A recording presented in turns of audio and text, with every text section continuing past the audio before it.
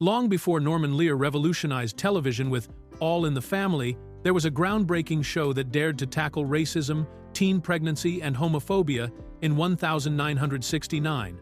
Room 222 wasn't just ahead of its time, it featured a real earthquake destroying its filming location, a volatile marriage between co-stars, mysterious unaired episodes, and guest appearances by future superstars who were complete unknowns. Prepare to discover the shocking secrets behind TV's first true dramedy. Fact 1.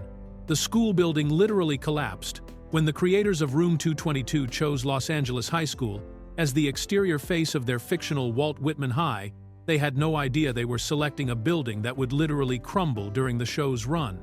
The 1917 structure, located at 4650 West Olympic Boulevard, had served as the perfect backdrop for the series since its premiere in 1969, with its classic American high school architecture giving viewers the sense of an authentic educational environment. Everything changed on February 9, 1971, when the devastating Sylmar earthquake struck Southern California with a magnitude of 6.6.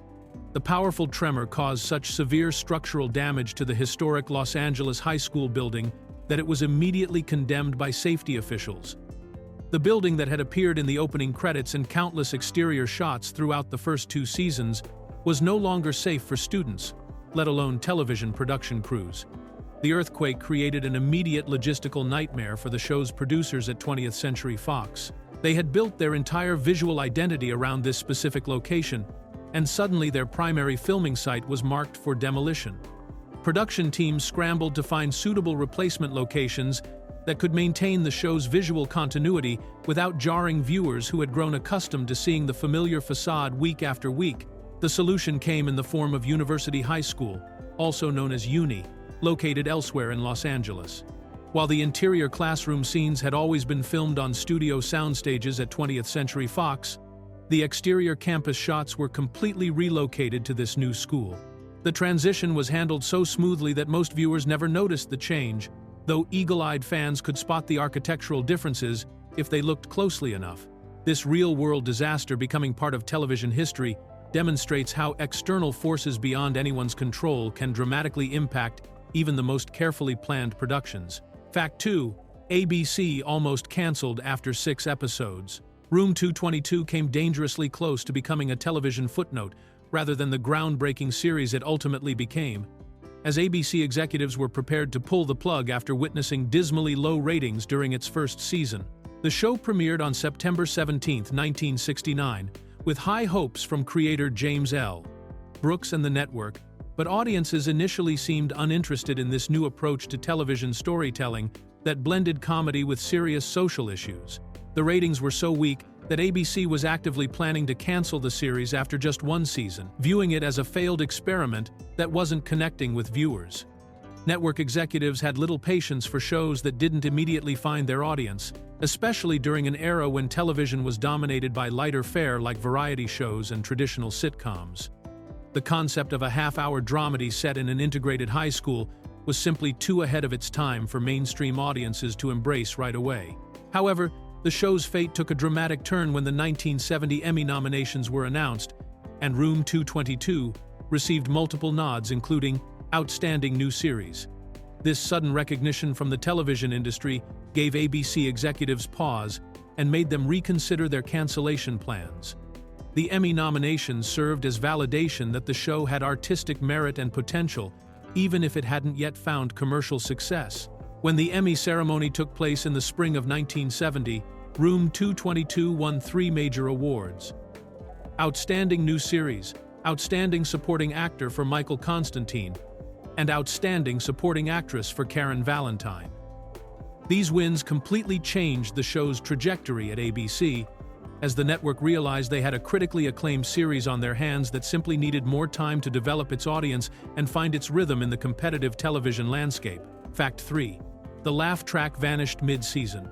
Room 222 underwent a major sonic transformation partway through its first season, when the producers made the bold decision to completely eliminate the laugh track after just 6 episodes, marking a pivotal moment in the show's evolution from traditional sitcom to groundbreaking dramedy. When the series premiered in September 1969, It followed standard television conventions of the era by including canned laughter to signal comedic moments and guide audience reactions, much like other half-hour shows of the time. The laugh track appeared consistently throughout the first 6 episodes, starting with the pilot, Richie's Story, and continuing through episodes like Naked Came We Into the World and Funny Boy.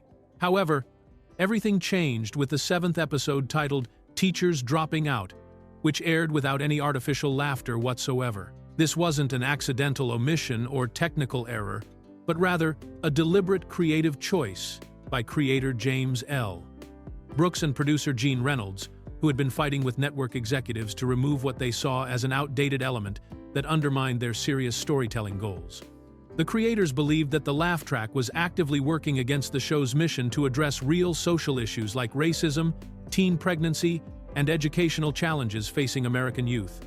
They argued that canned laughter trivializing these important topics and preventing viewers from taking the show's dramatic moments seriously.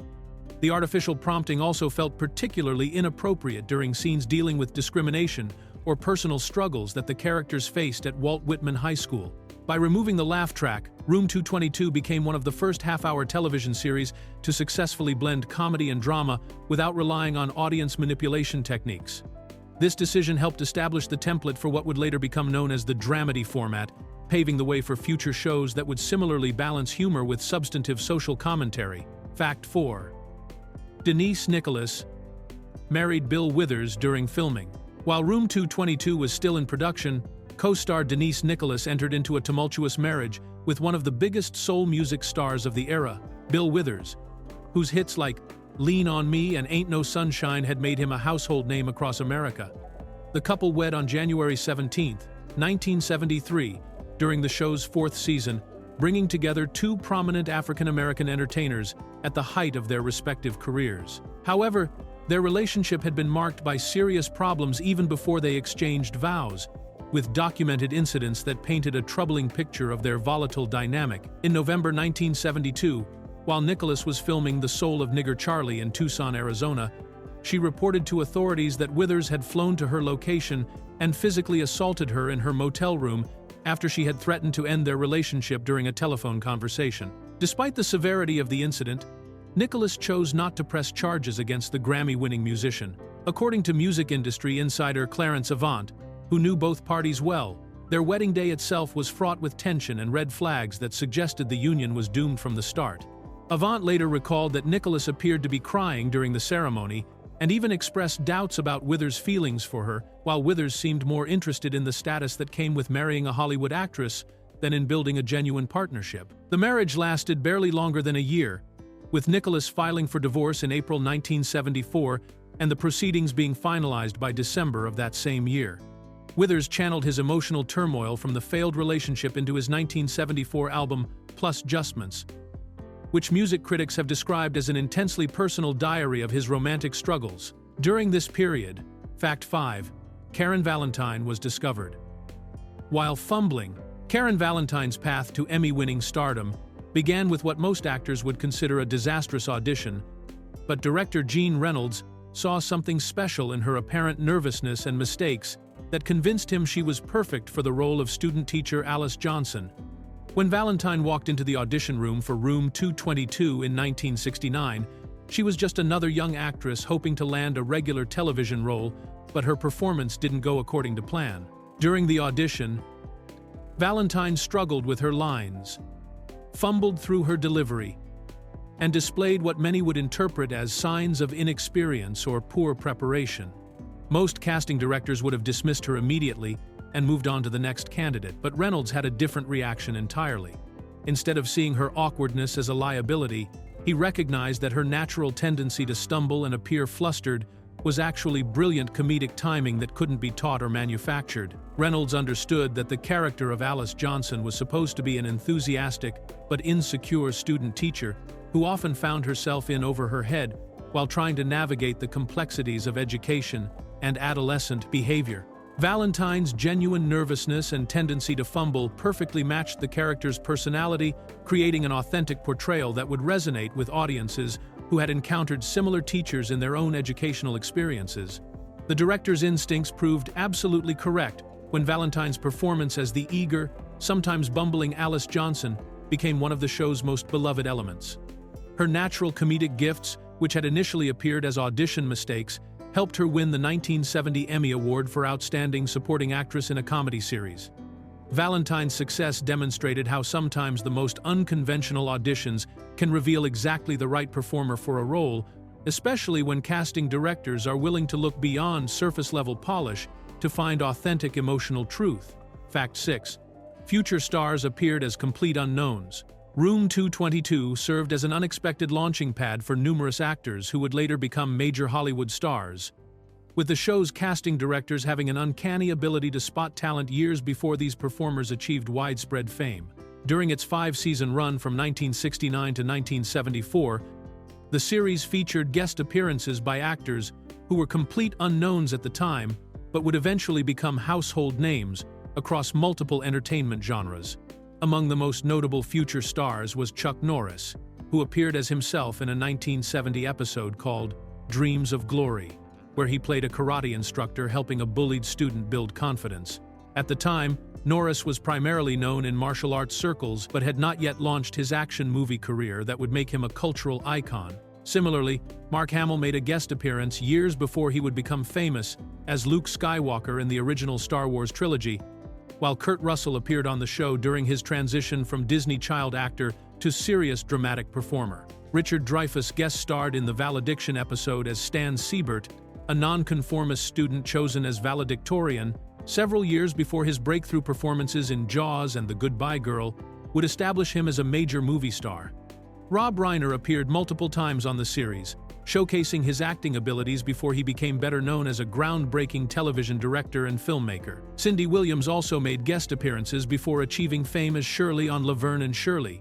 Even DeForest Kelley, who would later become beloved as Dr. McCoy on the original Star Trek series, appeared on Room 222. The show's remarkable track record of featuring future stars demonstrates how the series attracted quality performers who were just beginning their journeys toward entertainment industry success, creating a fascinating time capsule of emerging talent from the early 1970s. Fact 7. James L. Brooks' first major success. Room 222 marked the breakthrough moment for James L. Brooks, a young television writer and producer who would eventually become one of the most influential creators in entertainment history, responsible for shaping American television and film for decades to come. When Brooks created Room 222 in 1969, he was still establishing himself in the industry and looking for his first major success that would open doors to bigger opportunities and more creative freedom. The series became Brooks's proving ground, where he developed the storytelling techniques and character-driven approach that would define his entire career.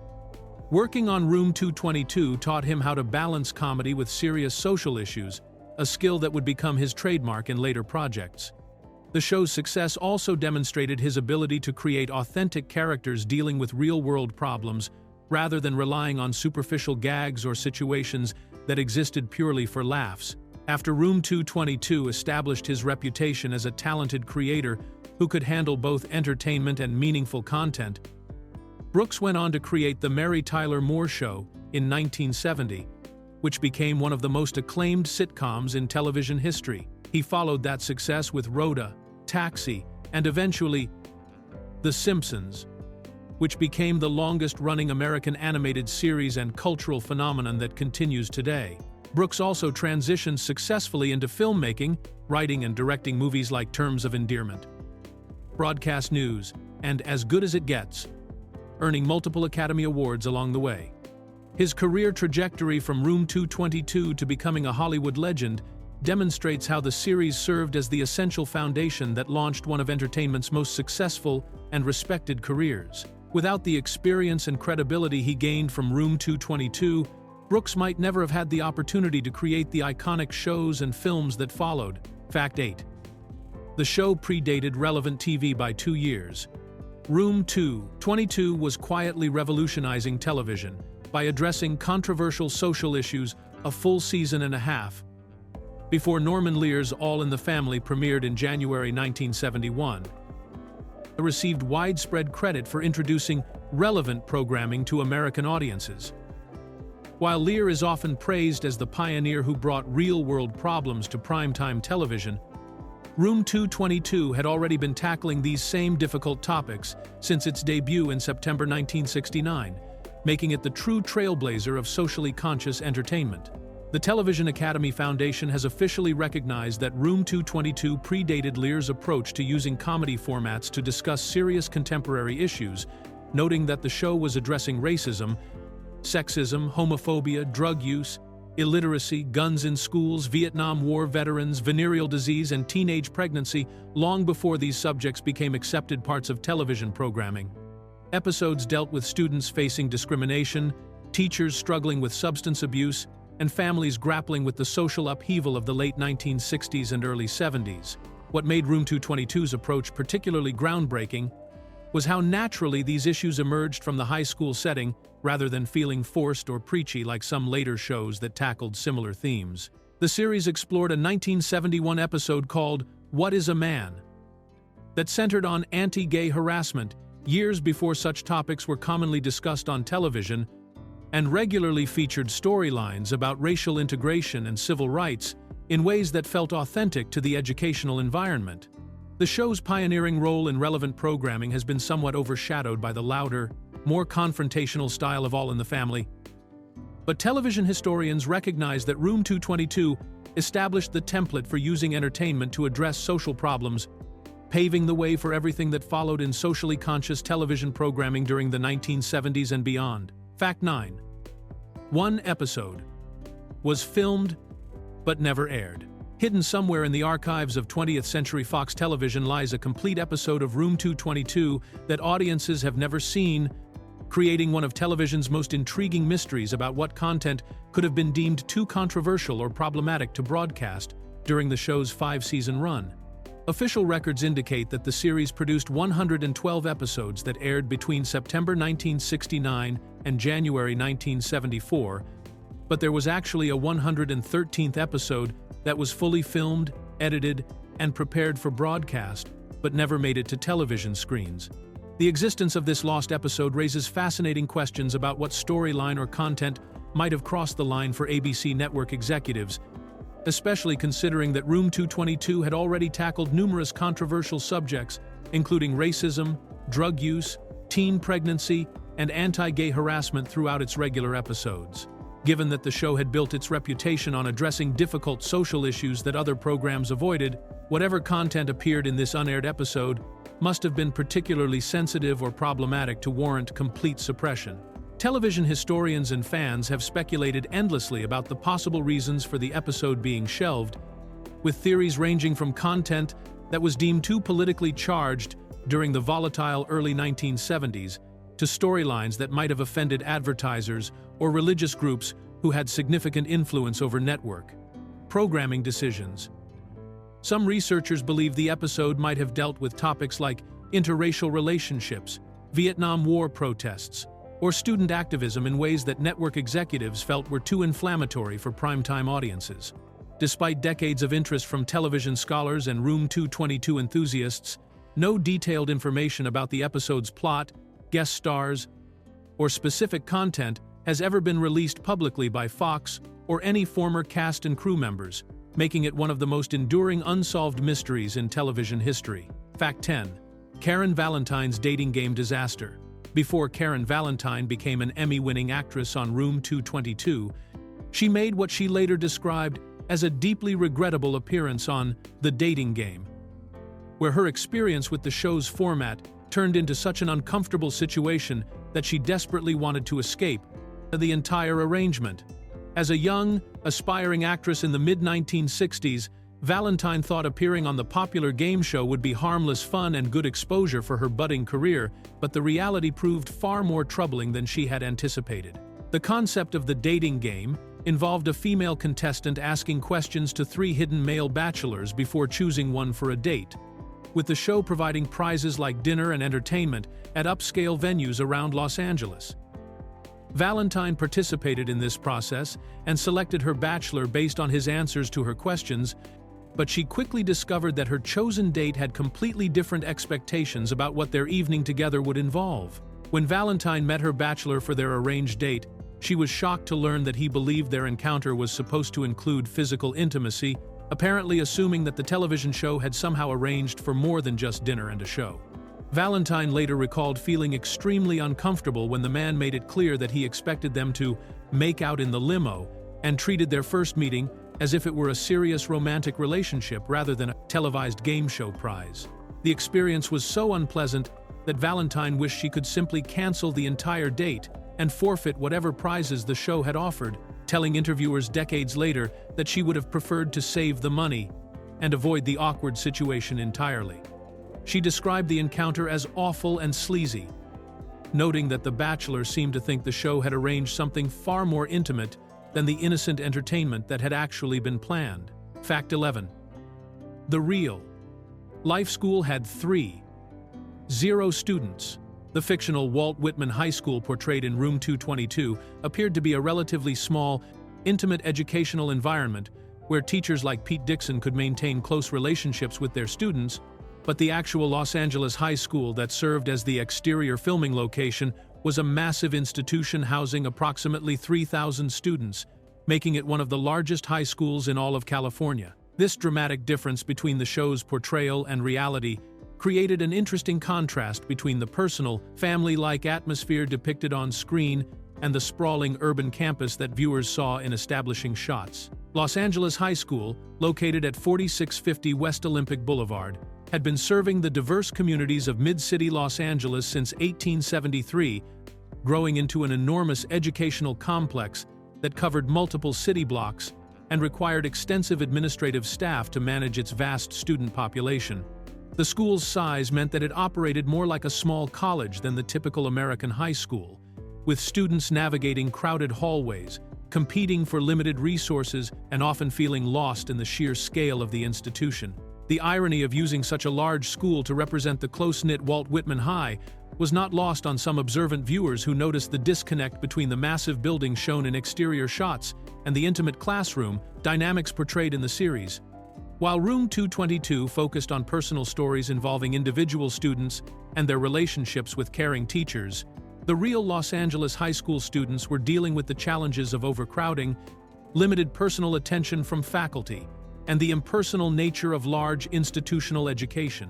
The school's team name was the Romans, reflecting the classical education traditions that had been part of its identity since the 19th century. Though by the time Room 222 was filming there, the campus represented the complex realities of urban public education in a rapidly changing Los Angeles. Fact 12. Lloyd Haynes died tragically young. Lloyd Haynes, the talented actor who brought warmth and dignity to the role of beloved history teacher Pete Dixon, passed away far too early at the age of 52 on January 1, 1987, succumbing to lung cancer in Coronado, California, just 13 years after Room 222 ended its successful run. Haynes had been a heavy smoker throughout his life, a habit that ultimately contributed to the disease that would cut short his promising career and deprive the entertainment industry of a gifted performer who had broken important barriers for African-American actors on television. At the time of his death, Haynes was survived by his third wife, Carolyn Inglis, whom he had married on March 20, 1983, and their 4-year-old daughter Jessica, representing the family he had built during his later years. His passing marked the end of a career that had included notable appearances on shows like Batman, where he played Lord Chancellor in back-to-back episodes, and Julia, where he appeared alongside Diane Carroll, before landing his breakthrough role on Room 222. Following the cancellation of Room 222 in 1974, Haynes had continued working in television with guest appearances on series like Marcus Welby and Dynasty, where he portrayed Judge Horatio Quinlan for 4 episodes. His final acting role came in the mid-1980s when he played Mayor Ken Morgan on the daytime soap opera General Hospital, a position he held from 1984 until 1986. The funeral service for Haynes was kept small and private, held in San Diego County with only close family and friends in attendance. Among those who came to pay their respects was his former Room 222 co-star Denise Nicholas, demonstrating the lasting bonds that had been formed during their years working together on the groundbreaking series that had meant so much to both their careers. Fact 13. A controversial hair. Episode almost happened. Room 222 pushed the boundaries of acceptable television content with an episode that featured Walt Whitman High School students planning a theatrical performance that would end with a nude scene, deliberately referencing the groundbreaking Broadway musical Hair that had shocked audiences with its full frontal nudity and countercultural themes. The episode's premise was particularly audacious because the student performers were fully aware that their parents and other family members would be sitting in the audience watching this controversial finale unfold before their eyes.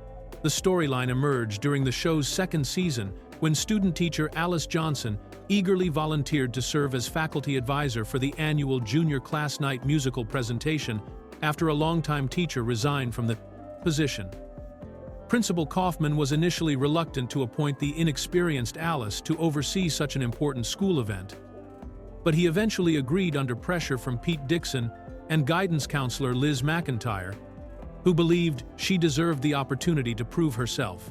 The episode, titled "Naked Came We Into the World," dealt with the clash between artistic expression and community standards when students proposed incorporating elements from Hair, the controversial musical that had been making headlines for its explicit content and anti-establishment message.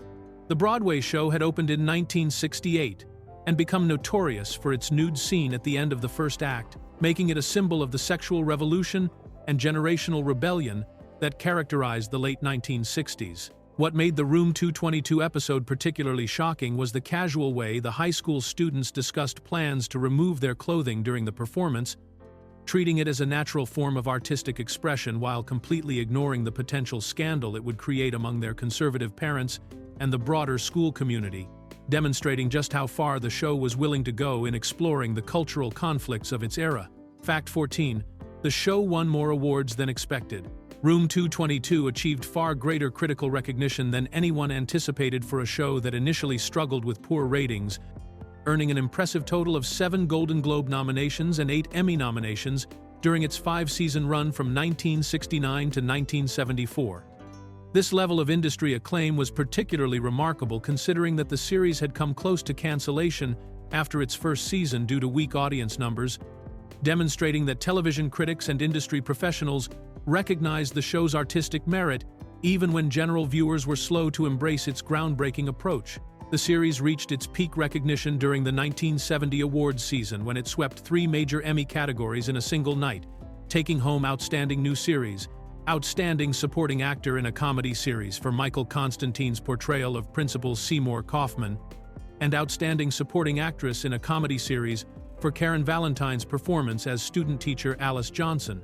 This triple victory was especially significant because it validated the show's unique blend of comedy and drama while honoring both the writing and the exceptional performances that brought the characters to life. The recognition continued into the following year, when both Constantine and Valentine received Emmy nominations again in their respective supporting acting categories, proving that their initial wins were not flukes but rather acknowledgments of consistently excellent work. Denise Nicholas also earned 3 consecutive Golden Globe nominations from 1970 to 1972 for Best Actress in a Drama television series for her role as guidance counselor Liz McIntyre, highlighting her powerful dramatic performances. The award's success helped legitimize Room 222 as a serious artistic achievement rather than just another sitcom, with the entertainment industry recognizing that the series was pioneering a new form of television storytelling that successfully combined humor with meaningful social commentary about education, race relations, and the challenges facing American youth.